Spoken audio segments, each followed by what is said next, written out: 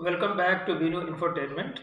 Today we are continuing our discussion from our previous series where we were discussing about business communication and its objective. We had already discussed two objectives that were giving information was the first objective, then another objective was persuasion. Continuing it further, today we are going to discuss another objective of business communication that is called conveying sessions. As you all are aware of the fact that any organization which functions has got almost three structures, that is top management, middle management, and the lower management. And at every level, some sessions are being conveyed either by seniors or by middle level management, or sometimes even the juniors can suggest something, some course correction is needed. In that case, you need to ultimately communicate with your employee, suggesting about what changes they are going to propose here or what is their idea. You want to know it and you suggest that this is how you can do it. So, this is another aspect of communication objective. So, without this, no organization can actually function because sessions keeps on flowing from one to another to another to another. This is a regular phenomenon because whatever decision you take, it is right or wrong, nobody knows. But in the course of decision making, you receive several suggestions from several employees, be it the top management, be it the middle management, or sometimes even the lower management. So, from that perspective, conveying suggestion is the most important aspect. The next objective is advice. So, mostly advices come from the top management to the lower management because when you are supposed to do something, how it has to be done or what has to be done, the advice is rendered by senior management as to this is how the work has to be done. So from that perspective, if you are having some problem, you are not able to understand it, then you seek advice of your senior as to how this work has to be done. So even when you are going or seeking suggestion, even that is called advice. So, communication plays an important role in creating an atmosphere where employee can freely exchange idea and seek advice from seniors and juniors both, and sometimes working on those advice can.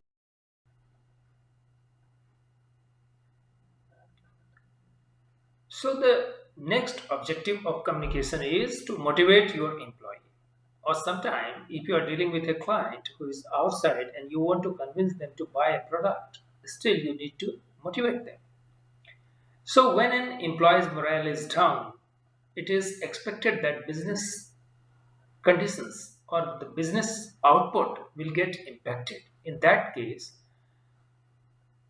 communication work as a tool to motivate your employee as to why this work has to be done. You try to convince your employee and you try to create an enabling environment where those employees who are morally down, they also come forward, they pull out their socks and come forward and get enthusiastic and get into action.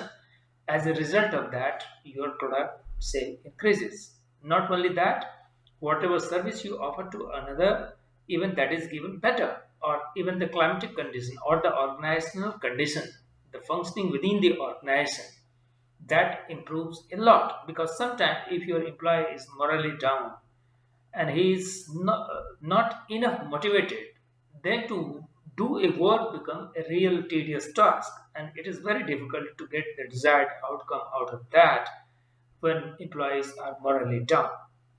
So communication plays an important role to motivate because you would have seen a lot of motivational speakers are called into service or pressed into service to motivate the employees. Or not only that, your seniors call you in his cabin, in his room, and try to understand why you are morally down.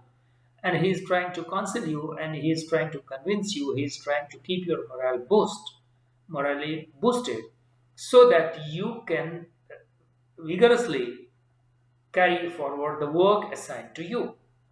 Because if you are not doing it from your heart and mind involved in action, then the outcome is bound to be impacted and impacted badly.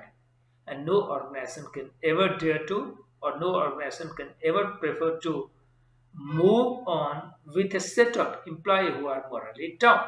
So, motivation comes through communication. It can be oral communication, it can be through gestures, it can be through counseling, it can be through written communication. And sometimes you are given a condition where you feel that you are something, so some assignment is given so that you get motivated because certain authority is delegated. So whatever has to be done, it has to be done through communication. Some sort of communication is definitely there. So to motivate you, it is important that you work properly, and your bosses always keeps you in good humor, and he tries his level best to motivate you so that your outcome, which is proportionately linked to the outcome of your bosses, is astonishingly higher. If you are motivated, the outcome is bound to happen better. So from that perspective, motivation becomes the next objective of communication. Then knowledge sharing is also important, because knowledge sharing cannot happen without communication happening. So we are going to discuss it next.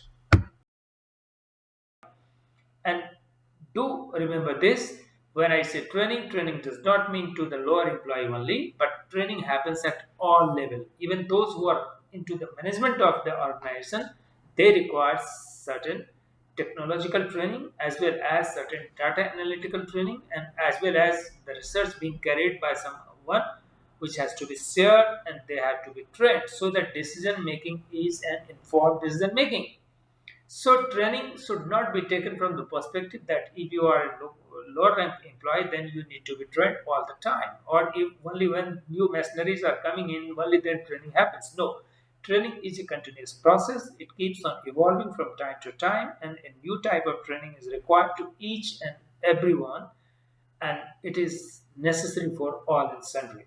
So, from that perspective, communication plays a pivotal role in professionally training you and equipping you to handle situation of future, and equipping you with set of leadership skills, communication skills, and other skills so that you can handle different set of clients. So, from that perspective, communication is important. Thank you. You wish to confirm yourself that the decision is right. So, what happens as a result of that? You go to your senior and seek his advice, and sometimes you are so confused that you are not in a position to understand what decision has to be taken. Then, what happens? You go and seek some sort of counseling. Then counselors are involved, and he or she guides you, or see some emotional problem has impacted you in the organization which is impacting your work there. Even in that condition, you require counseling, because there are some complex decision making which has to happen, where you feel you have become incapable because your emotional issues are impacting you. In that cases, you seek counseling. Counseling can come from seniors, counseling can come from your colleague, counseling can come from professionals who are hired from outside. But no matter whosoever is counseling you, they will communicate with you. So, through communication, you can counsel somebody. Not only counsel somebody, you can give some advice, you can seek some advice. So counseling is very important role, because if you are not counseled properly, then there is a possibility that there can be lapses in decision making, and as a result of that, one poor decision can lead to a condition where organization makes huge losses. So that is very important, that through communication you are counseled, and you are counseled continuously.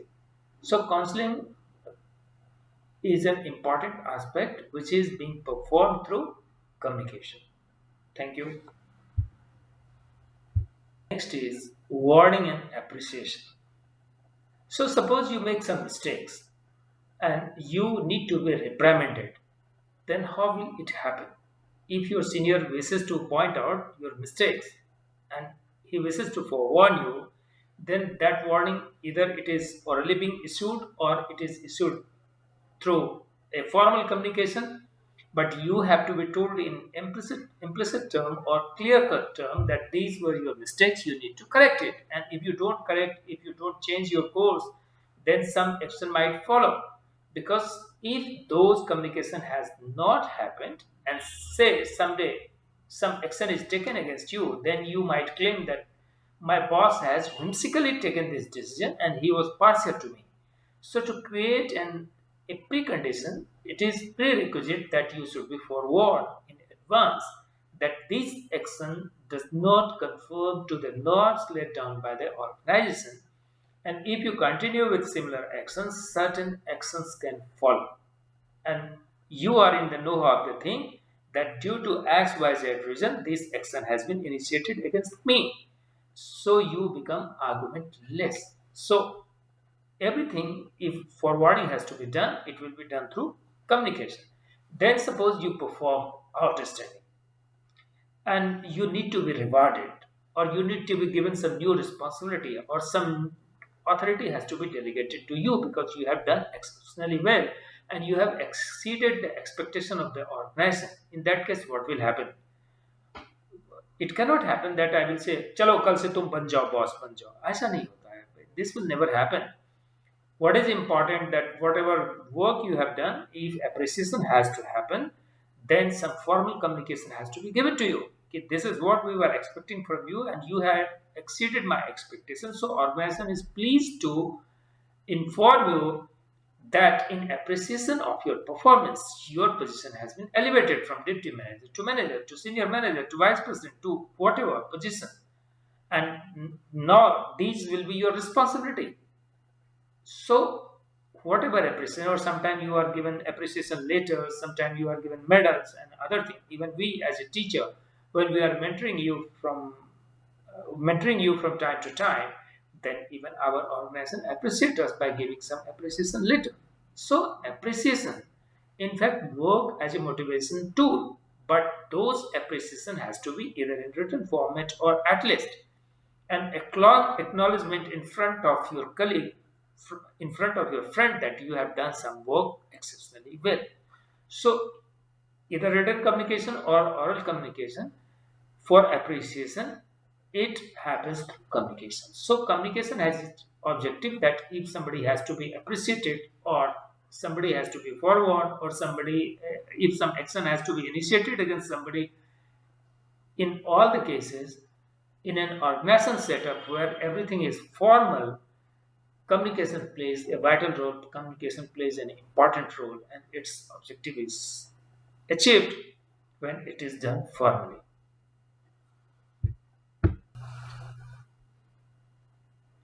Then there is resource utilization. Suppose company is going to invest in a new product, or say the promotion has to be given, or say certain organizational tools and instruments are there, it has to be assigned to somebody. How will it happen? On what basis? Think of a situation right now, I'm sitting on a sofa, or my office has given me a chair. On what basis that will be given? Because there are a number of employees. Think of a situation why peon won't be given a chair and why professor will be given a chair. So whatever resources is at the disposal of the organization, it has to be duly assigned, duly given to its employees, as they are the legitimate claimant of those resources. So allocation of these resources will happen through communication, because communication will tell you as to which seat you have been assigned to or where you are going to work upon.